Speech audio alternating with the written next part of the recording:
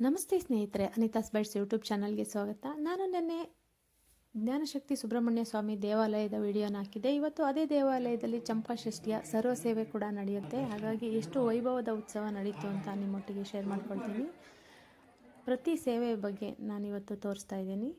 ಮೊದಲಿಗೆ ನಮ್ಮ ಮನೆಯಿಂದ ಎಂಟ್ರೆನ್ಸಲ್ಲಿ ಹೊರಟೆ.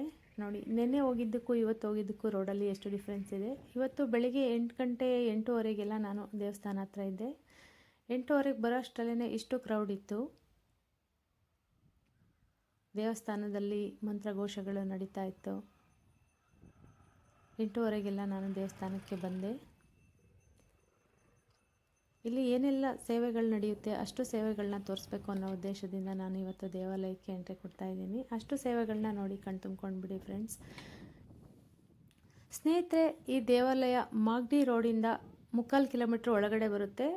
3/4 ಕಿಲೋಮೀಟ್ರ್ ಒಳಗಡೆ ಬಂದರೆ ಸ್ಕಂದನಗರ ಅಂತ ಸಿಗುತ್ತೆ. ಸ್ಕಂದನಗರದಲ್ಲಿ ಜ್ಞಾನಶಕ್ತಿ ಸುಬ್ರಹ್ಮಣ್ಯ ಸ್ವಾಮಿ ದೇವಾಲಯ ಸಿಗುತ್ತೆ. ಯಾರು ಬೇಕಾದರೂ ಹೇಳ್ತಾರೆ. ಮೇನ್ ರೋಡಲ್ಲಿ ಕೂಡ ಬೋರ್ಡ್ ಹಾಕಿದ್ದಾರೆ.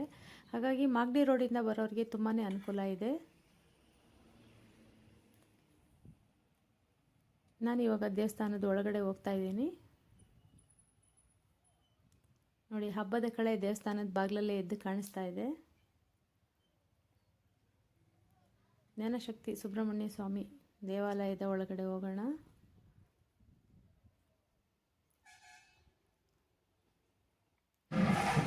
ಆಲ್ರೆಡಿ ಎಂಟ್ರೆನ್ಸಲ್ಲೇ ಅರ್ಚನೆ ಚೀಟಿಗಳೆಲ್ಲ ರೆಡಿಯಾಗಿತ್ತು. ಸರ್ವ ಸೇವೆಗಳು ಕೂಡ ಮಾಡಿಸ್ಬೋದಾಗಿತ್ತು. 100 ರೂಪಾಯಿ ಸೇವೆಯಿಂದ ಹಿಡಿದು 5,000 ರೂಪಾಯಿ ಸೇವೆವರೆಗೂ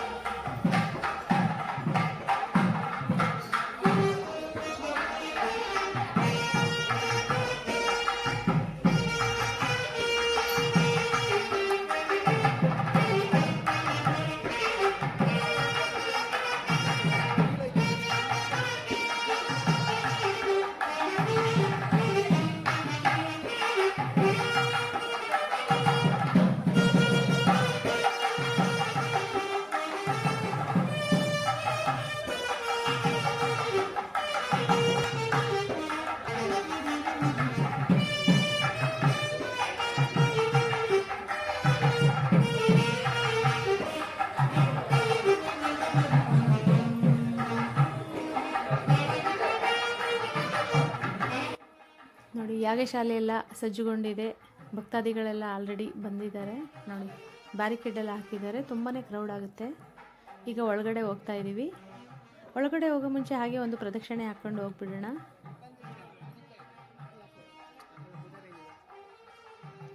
ಬೆಳಿಗ್ಗೆ ಎದ್ದ ತಕ್ಷಣ ಸ್ನಾನ ಮಾಡಿ ದೇವಾಲಯಗಳಿಗೆ ಭೇಟಿ ಕೊಡೋದ್ರಿಂದ ಮನಸ್ಸು ಎಷ್ಟು ಪ್ರಶಾಂತವಾಗಿರುತ್ತೆ ಅಲ್ವಾ ಫ್ರೆಂಡ್ಸ್. ನೋಡಿ, ವಾತಾವರಣ ಕೂಡ ತುಂಬಾ ಫ್ರೆಶ್ ಅನಿಸುತ್ತೆ.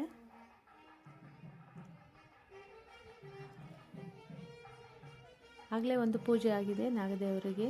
ಮತ್ತೆ ಅಲಂಕಾರ ಮಾಡಿ ಮತ್ತೆ ಆಮೇಲೆ ಪೂಜೆ ಮಾಡ್ತಾರೆ. ಹಾಗೆ ಆವಾಗ ಹೇಗೆ ಅಲಂಕಾರ ಮಾಡಿರ್ತಾರೆ ಅದನ್ನು ಕೂಡ ತೋರಿಸ್ತೀನಿ ಇವತ್ತು.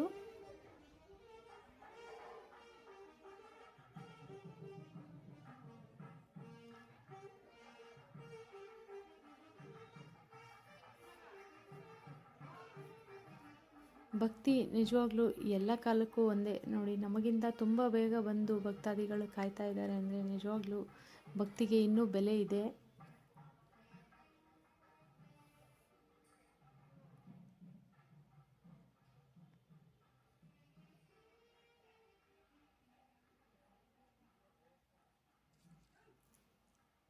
ಇಲ್ಲಿ ಬಂದು ಪ್ರದಕ್ಷಿಣೆ ಆಗ್ತಿದ್ರೇ ಆ ವಾತಾವರಣಕ್ಕೇ ಮೈಂಡು ತುಂಬಾ ಶಾಂತ ಅನಿಸುತ್ತೆ. ಯಾಕಂದರೆ ಅಷ್ಟು ಚೆನ್ನಾಗಿದೆ, ತುಂಬ ಡಿಸಿಪ್ಲಿನ್ಡ್ ಆಗಿ ಕ್ಲೀನಾಗಿ.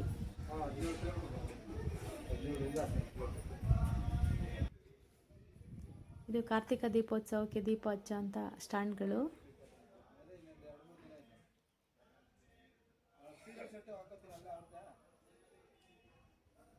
ಇವಾಗ ಒಳಗಡೆ ಹೋಗೋಣ. ಮಂತ್ರ ಪಠಣಗಳನ್ನ ಕೇಳಿ ನಿಜವಾಗ್ಲೂ ಮೈಯಲ್ಲೆಲ್ಲ ವೈಬ್ರೇಟ್ ಆಗ್ತಾಯಿತ್ತು. ಮಂತ್ರ ಪಠಣಗಳಿಗೆ ಅಷ್ಟು ಶಕ್ತಿ ಇದೆ ಅಲ್ವಾ, ನೀವು ಕೂಡ ಒಮ್ಮೆ ಕೇಳಿಸ್ಕೊಂಡ್ಬಿಡಿ. ಈಗ ಒಳಗೆ ಹೋಗ್ತೀನಿ.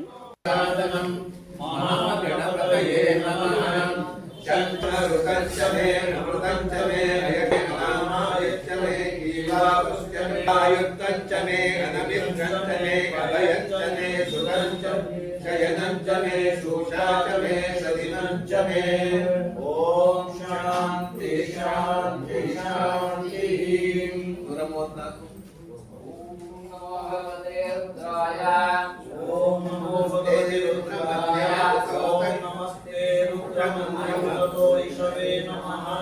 ನಮಸ್ತೆ ಅಸ್ತು ತನ್ಮನೆ ಬಾಹುಭ್ಯಾಂ ತತೆ ನಮಃ. ಶಾಸ್ತ್ರಮೇ ಪ್ರಾಣಶ್ಚ ಮೇ ಕಾಲಶ್ಚ ಮೇ ವ್ಯಾಲಶ್ಚ ಮೇ ಚತುಶ್ಚ ಮೇ ಚಿತ್ರಶ್ಚ ಆದಿಶ್ಚ ಮೇ ವಾಕ್ಚ ಮೇ ಮನಶ್ಚ ಮೇ ಚತುಶ್ಚ ಮೇ ಮಂತ್ರಪಠಣ ಕೇಳಿಸ್ಕೊಂಡ್ರಿ ಅಲ್ವಾ. ನಾನು ಒಳಗೋದ್ಮೇಲೆ ಸುಮಾರು ಒಂದು 20 ನಿಮಿಷ ಮೇಲೆ ಮಂತ್ರಪಠಣಗಳಿತ್ತು. ಕೂತು ಎಲ್ಲ ಕೇಳಿಸ್ಕೊಂಡ ನಂತರ ನಾನು ಈಗ ಕ್ಷೀರಾಭಿಷೇಕನ ಹಿಡಿತಿದ್ದೀನಿ.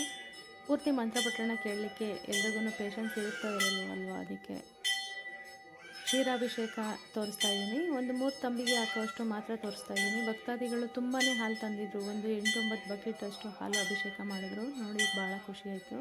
ಅದಾದ ನಂತರ ನೀರಿನ ಅಭಿಷೇಕ ಮಾಡಿದ ನಂತರ ನಾನು ಮುಂದಕ್ಕೆ ಹೋಗ್ತೀನಿ. ಒಂದೊಂದು ಸೇವೆನೂ ನಿಮಗೆ ತೋರಿಸ್ತಾ ಹೋಗ್ತೀನಿ.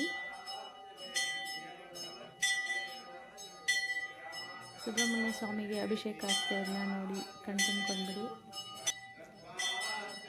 ಅಭಿಷೇಕ ಕಾರ್ಯಕ್ರಮ ಮುಂದುವರಿತಾ ಇದೆ. ಇಲ್ಲಿ ಅಭಿಷೇಕ ಮಾಡಿದ ಹಾಲು ಏನು ವೇಸ್ಟ್ ಆಗಲ್ಲ. ದೇವರಿಗೆ ಅಭಿಷೇಕ ಮಾಡಿದ ಹಾಲನ್ನು ಭಕ್ತಾದಿಗಳು ತೊಗೊಂಡೋಗ್ಬೋದು. ಕೆಳಗಡೆ ಬಿಟ್ಟಿರೋದು ಮಾತ್ರ ಸ್ವಲ್ಪ ವೇಸ್ಟ್ ಆಗ್ಬೋದು ಅಷ್ಟೇ.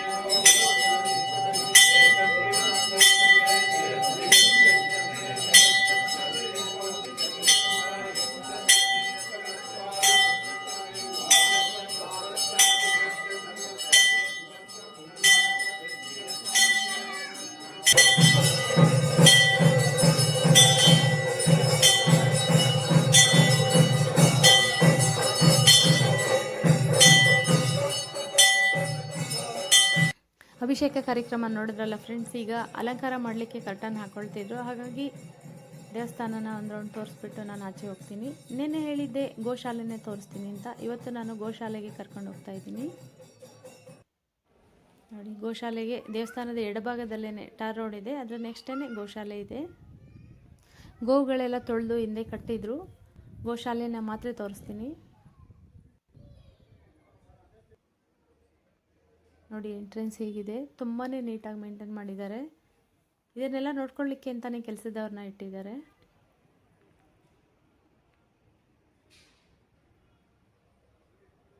ಗೋಶಾಲೆಗೆ ಏನಾದರೂ ದಾನ ಮಾಡೋರು ಮಾಡ್ಬೋದು. ಗೋಗ್ರಾಸ ಅಂದರೆ ಹುಲ್ಲು ಎಲ್ಲ ಶೇಖರಣೆ ಮಾಡಿರೋಂಥ ಜಾಗ. ಎಂಟ್ರೆನ್ಸಲ್ಲೇ ಒಂದು ಕರು ಇತ್ತು.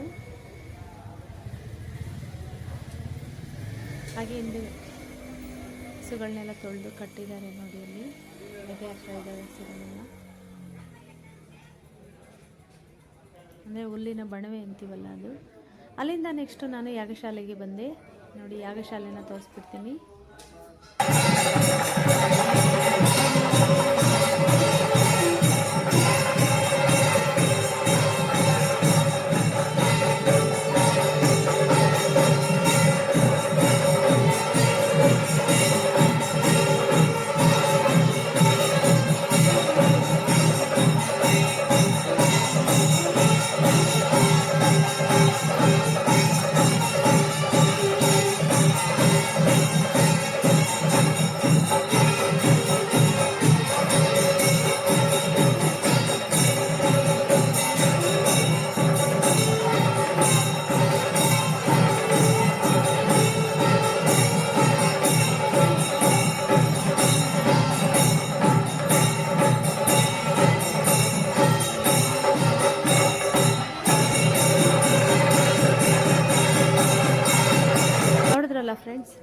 ಎಷ್ಟು ಚೆನ್ನಾಗಿದೆ ಅಲ್ವಾ.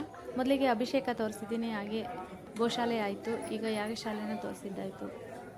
ಈಗ ನೆಕ್ಸ್ಟು ಹಾಗೆ ಆಚೆ ಹೋಗ್ಬಿಟ್ಟು ಚಿಕ್ಕ ನಾಗದೇವರಿಗೆ ಅಲಂಕಾರ ಆಗಿದೆ ತೋರಿಸ್ಬಿಡ್ತೀನಿ.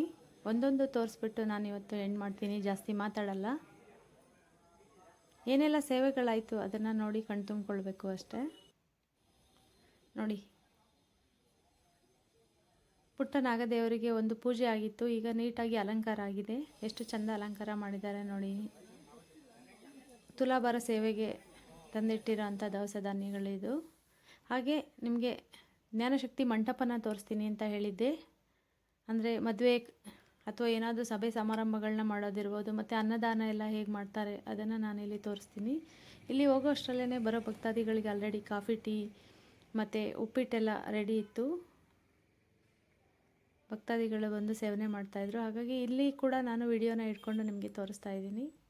ಮತ್ತು ಯಾರಾದರೂ ಚಿಕ್ಕದಾಗಿ ಫಂಕ್ಷನ್ ಮಾಡೋರಿದ್ದರೆ, ಮಾಗಡಿ ರೋಡ್ಗೆ ನಿಯರೆಸ್ಟ್ ಇರೋರಿದ್ದರೆ ಖಂಡಿತ ಭೇಟಿ ಮಾಡ್ಬೋದು.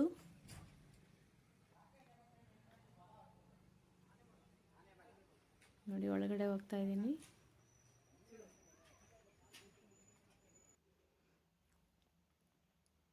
ಇದು ಎಂಟ್ರೆನ್ಸ್. ಇದು ಮೇಲ್ಗಡೆ ರೂಮ್ಗಳೆಲ್ಲ ಇರೋಂಥದ್ದು. ಕೆಳಗಡೆ ಅಡುಗೆ ಶಾಲೆನ ಮಾತ್ರ ತೋರಿಸ್ತೀನಿ ನಾನು.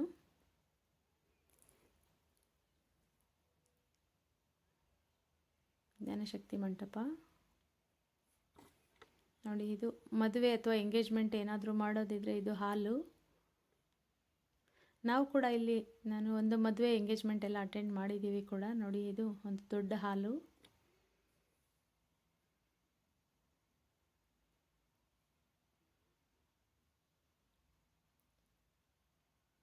ತಿಂಡಿ ಕಾಫಿ ವಿತರಣೆ ನಡೀತಾ ಇತ್ತು.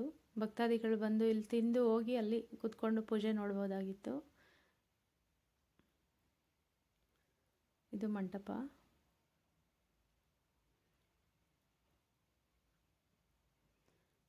ಈಗ ಅಡಿಗೆ ಕೋಣೆನ ತೋರಿಸ್ತೀನಿ. ಹಾಗೆ ಊಟದ ಹಾಲು ಕೂಡ ಅಲ್ಲೇ ಇದೆ.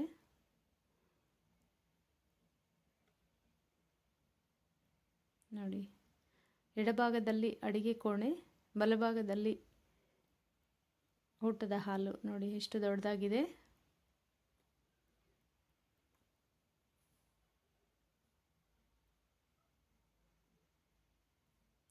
ಮಧ್ಯಾಹ್ನದ ಅನ್ನ ಸಂತರ್ಪಣೆಗೆ ಅಡುಗೆ ಕೆಲಸಗಳೆಲ್ಲ ಸಾಂಗವಾಗಿ ನಡೀತಾ ಇತ್ತು. ನೋಡಿದ್ರಲ್ಲ ಫ್ರೆಂಡ್ಸ್, ಚೆನ್ನಾಗಿದೆ ಅಲ್ವಾ. ಈಗ ನೆಕ್ಸ್ಟ್ ದೇವಸ್ಥಾನಕ್ಕೆ ಹೋಗೋಣ. ಇಷ್ಟೊತ್ತಿಗೆ ಅಲಂಕಾರ ಎಲ್ಲ ಮುಗ್ದಿರುತ್ತೆ, ಟೈಮ್ ವೇಸ್ಟ್ ಆಗಬಾರ್ದು ಅಂದ್ಬಿಟ್ಟು ನಾನು ಜ್ಞಾನಶಕ್ತಿ ಮಂಟಪನ ತೋರಿಸ್ಲಿಕ್ಕೆ ಬಂದೆ. ಇವಾಗ ಅಲ್ಲಿಗೆ ವಾಪಸ್ ಹೋಗೋಣ. ಅಲಂಕಾರ ಎಲ್ಲ ತೋರಿಸ್ಬಿಡ್ತೀನಿ ನೋಡಿ. ಅಲಂಕಾರ ಎಲ್ಲ ಮುಗಿದಿದೆ. ದೇವಸ್ಥಾನಕ್ಕೆ ಒಳಗಡೆ ಹೋಗ್ತಾ ಭಜನೆ ಕಾರ್ಯಕ್ರಮ ನಡೀತಾ ಇದೆ.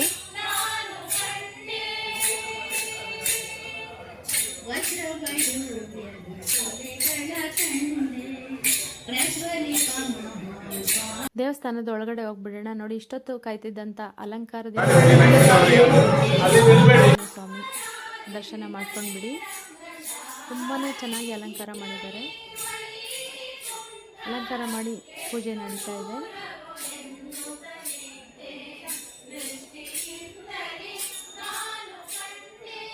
ಮಹಾಮಂಗಳಾರತಿ ಆದ ನಂತರ ಭಕ್ತಾದಿಗಳಿಗೆಲ್ಲ ದರ್ಶನಕ್ಕೆ ಅವಕಾಶ ಇತ್ತು.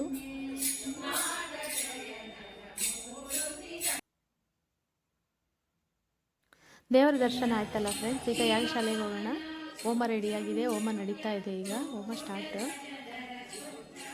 ಸ್ಟಾರ್ಟಿಂಗ್ ಹೋಮನ ತೋರಿಸ್ತಾ ಇದ್ದೀನಿ ನೋಡಿ.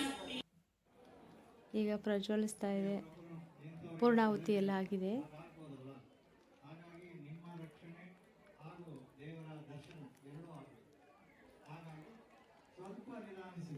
ಎಲ್ಲ ಭಕ್ತಾದಿಗಳು ಬಂದು ಒಳಗಡೆ ಫುಲ್ಲು ಕ್ರೌಡ್ ಆಗಿಬಿಡ್ತು. ಸಾಧ್ಯ ಆದರೆ ಲಾಸ್ಟಲ್ಲಿ ಇನ್ನೊಮ್ಮೆ ತೋರಿಸ್ತೀನಿ. ಗಣಹೋಮ ಇದು.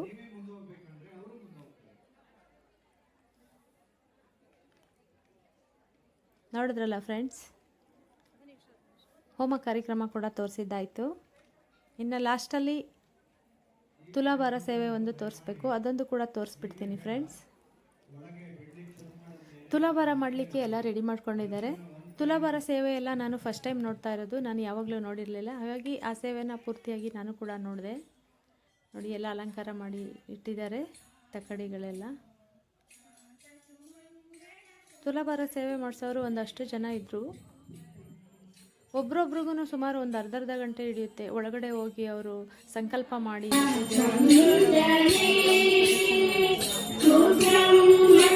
ಕೂಡ ಮಹಾಮಂಗಳಾರತಿ ಎಲ್ಲ ಮಾಡಿ ತುಲಾಭಾರ ಸೇವೆನ ಮಾಡಿಸಿ ಇಳಿಸೋ ಅಷ್ಟರಲ್ಲಿ ಒಬ್ರೊಬ್ರಿಗೇನೆ ಅರ್ಧ ಗಂಟೆ ಆಗ್ತಿತ್ತು. ನಾನು ಫಸ್ಟ್ ಟೈಮ್ ನೋಡಿದ್ದು ತುಲಾಭಾರ ಸೇವೆನ. ನೋಡಿ ಸೇವೆಗೆ ಕೂರಿಸಿರೋರಿಗೆ ಮಂಗಳಾರತಿ ಮಾಡಿ ತಂದು ಇಲ್ಲಿ ಮಂಗಳಾರತಿ ಕೊಡ್ತಾರೆ. ಅದಾದ ನಂತರ 3 ಸರಿ ತೂಗ್ಬಿಟ್ಟು ಇಳಿಸಿ ಮತ್ತೆ ಒಳಗೆ ಕರ್ಕೊಂಡೋಗಿ ಆಮೇಲೆ ಅವ್ರದ್ದು ತುಲಾಭಾರ ಸೇವೆ ಕಂಪ್ಲೀಟ್ ಆಗುತ್ತೆ. ಹಾಗಾಗಿ ಒಬ್ರೊಬ್ರದ್ದು ಸುಮಾರು ಅರ್ಧ ಗಂಟೆ ಹಿಡಿತಾ ಇತ್ತು. ನೋಡಿ ಒಬ್ರದ್ದು ತುಲಾಭಾರ ಸೇವೆನ ಪೂರ್ತಿಯಾಗಿ ತೋರಿಸ್ತೀನಿ, ನೋಡಿಬಿಡಿ. ನಂತರನೇ ನೋಡದೇ ಇರೋರಿದ್ದರೆ ನೋಡ್ಕೊಳ್ಬೋದು. ತುಂಬಾ ಚೆನ್ನಾಗಿ ಮಾಡಿದಾರಪ್ಪ ಎಲ್ಲ ಸೇವೆಗಳು. ನಾನು ಇದೇ ಫಸ್ಟ್ ಟೈಮ್ ಎಲ್ಲ ಸೇವೆಗಳನ್ನ ನೋಡಿ ಅಟೆಂಡ್ ಮಾಡಿದ್ದು. ನೋಡಿ 3 ಪ್ರದಕ್ಷಿಣೆ ಹಾಕ್ಬಿಟ್ಟು ಅವರು ತಕ್ಕಡಿಯಲ್ಲಿ ಕೂತ್ಕೊಳ್ತಾರೆ. ತುಲಾಭಾರ ಸೇವೆನ ಯಾರು ಮಾಡಿಸ್ಬೇಕು ಅವರು ಸೇವೆಗೆ ದವಸ ಇಡ್ತಿದ್ದಾರಲ್ಲ ಅವರಂತೂ ಯಾವ ಟ್ರಸ್ಟಿ ಮಗನೋ ಗೊತ್ತಿಲ್ಲ, ಅವ್ರಿಗೊಂದು ಹ್ಯಾಟ್ಸ್ ಆಫ್ ಹೇಳಲೇಬೇಕು. ನಿಜವಾಗ್ಲೂ ಒಂದು ಎನರ್ಜಿ ಪ್ಯಾಕೇಜ್ ಅಂತಲೇ ಹೇಳಬೇಕು.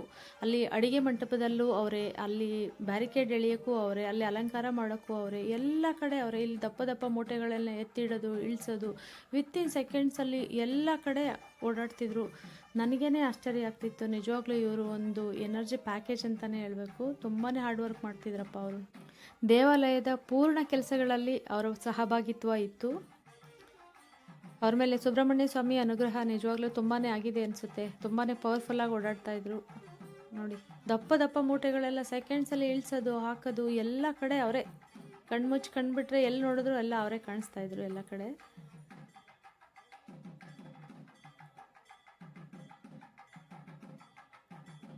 ನೋಡಿ ತುಲಾಭಾರ ಸೇವೆ ಒಬ್ರದ್ದು ಆಯಿತು.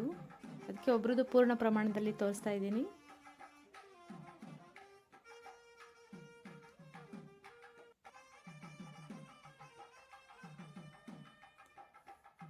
ಇವರಿಗೆ ಮಹಾಮಂಗಳಾರತಿ ಮಾಡಿ ತಂದು ಆರತಿನ ಕೊಡ್ತಾ ಇದ್ದಾರೆ. ಹಾಗೆ ಭಕ್ತಾದಿಗಳು ಕೂಡ ತಗೊಳ್ಬಹುದು. ಸೇವೆ ಮುಗೀತು ಒಬ್ರದ್ದು. ನೋಡಿ ಅವರೇ ಇಡೋದು ಇಳಿಸೋದು ಎಲ್ಲ ಮುಂದಾಳತ್ವ ಅವ್ರದ್ದೇ ಆಗಿತ್ತು.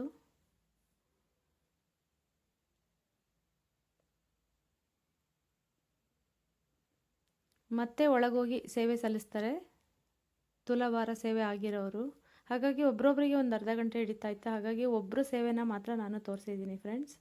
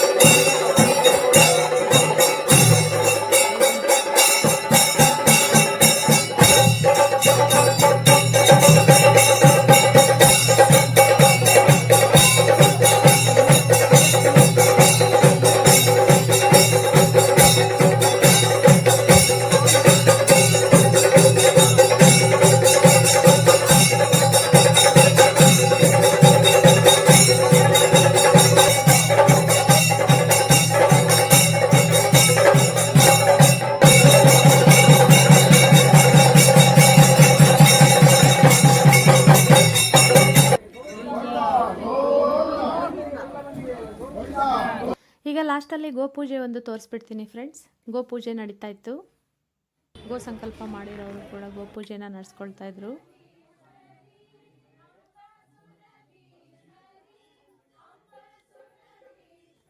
ಇದು ಲಾಸ್ಟ್ ಸೇವೆ ನಾನು ತೋರಿಸ್ತಾ ಇರೋದು. ನೋಡಿದ್ರಲ್ಲ ಫ್ರೆಂಡ್ಸ್, ಎಲ್ಲ ಸೇವೆಗಳು ನಿಮ್ಗೆ ಇಷ್ಟ ಆಯಿತು ಅಂದ್ಕೊಳ್ತೀನಿ. ನಾನೀಗ ಮಹಾಮಂಗಳಾರತಿ ತೊಗೊಂಡು ಮನೆ ಕಡೆಗೆ ಹೊರಡ್ತೀನಿ. ಆಮೇಲೆ ನೃತ್ಯ ಸೇವೆ ಎಲ್ಲ ಇತ್ತಂತೆ, ಅದಕ್ಕೆಲ್ಲ ಭಾಗವಹಿಸೋಕ್ಕೆ ನನ್ನ ಹತ್ರ ಸಮಯ ಇರಲಿಲ್ಲ. ನಾನು ಮನೆ ಕಡೆ ಹೊರಟ್ಬಿಟ್ಟೆ. ಈ ಸೇವೆಗಳೆಲ್ಲ ನೋಡಿ ಕಣ್ತುಂಬ್ಕೊಂಡಿರ್ತೀರ ಅಂದ್ಕೊಳ್ತೀನಿ. ಹಾಗೆ ಯಾರೆಲ್ಲ ಸಬ್ಸ್ಕ್ರೈಬ್ ಆಗದೆ ನನ್ನ ವೀಡಿಯೋಸ್ನ ನೋಡ್ತಿದ್ದೀರಿ ಅವರೆಲ್ಲ ಸಬ್ಸ್ಕ್ರೈಬ್ ಮಾಡಿಕೊಂಡು ನನ್ನ ವೀಡಿಯೋಸ್ನ ನೋಡಿ ಫ್ರೆಂಡ್ಸ್. ಆದಷ್ಟು ವೀಡಿಯೋಸ್ನ ನೋಡಿ ಶೇರ್ ಮಾಡಿ, ಹಾಗೆ ಕಮೆಂಟ್ಸ್ ಕೂಡ ಮಾಡಿ. ಹೇಗೆ ಬಂತು ಅಂತ ಕಾಮೆಂಟ್ಸ್ ಬಾಕ್ಸಲ್ಲಿ ತಿಳಿಸಿ. ಆವಾಗಲೇ ಹೋಮಕುಂಡದ ಹತ್ರ ನಾನು ನಮಸ್ಕಾರ ಮಾಡ್ಕೊಳ್ಳಿಕ್ಕಾಗಿರಲಿಲ್ಲ, ತುಂಬಾ ಕ್ರೌಡ್ ಇತ್ತು. ಹಾಗಾಗಿ ಮತ್ತೆ ಬಂದೆ, ನಮಸ್ಕಾರ ಮಾಡ್ಕೊಂಡು ಹೊರಡ್ತಾ ಇದ್ದೀನಿ. ಹಾಗೆ ನಿಮಗೂ ಕೂಡ ಮತ್ತೊಮ್ಮೆ ತೋರಿಸ್ತಾ ಇದ್ದೀನಿ. ಮತ್ತೊಮ್ಮೆ ನಮಸ್ಕಾರ ಮಾಡ್ಕೊಂಡು ಬಿಡಿ ಗಣಹೋಮಕ್ಕೆ. ನೋಡಿ ಮನೆ ಕಡೆ ಹೊರಟೆ. ಹೋಗೋವಾಗ ಕ್ರೌಡು ಹೀಗಿತ್ತು, ಎಲ್ಲರೂ ಖಾಲಿ ಆಗ್ತಾಯಿದ್ರು. ಅನ್ನ ಸಂತರ್ಪಣೆ ಕೂಡ ಇತ್ತು. ನಾನು ಕೂಡ ನನ್ನ ಕಾಯಕನ ಮುಗಿಸಿ ಮನೆ ಕಡೆ ಹೊರಡ್ತಾ ಇದ್ದೀನಿ ಫ್ರೆಂಡ್ಸ್. ಈ ವಿಡಿಯೋ ನಿಮಗೆ ಇಷ್ಟ ಆಗಿದ್ರೆ ನನಗೊಂದು ಲೈಕ್ ಕೊಟ್ಟು ನನ್ನ ಚಾನಲ್ನ ಸಬ್ಸ್ಕ್ರೈಬ್ ಮಾಡ್ಕೊಳ್ಳಿ. ಧನ್ಯವಾದಗಳು.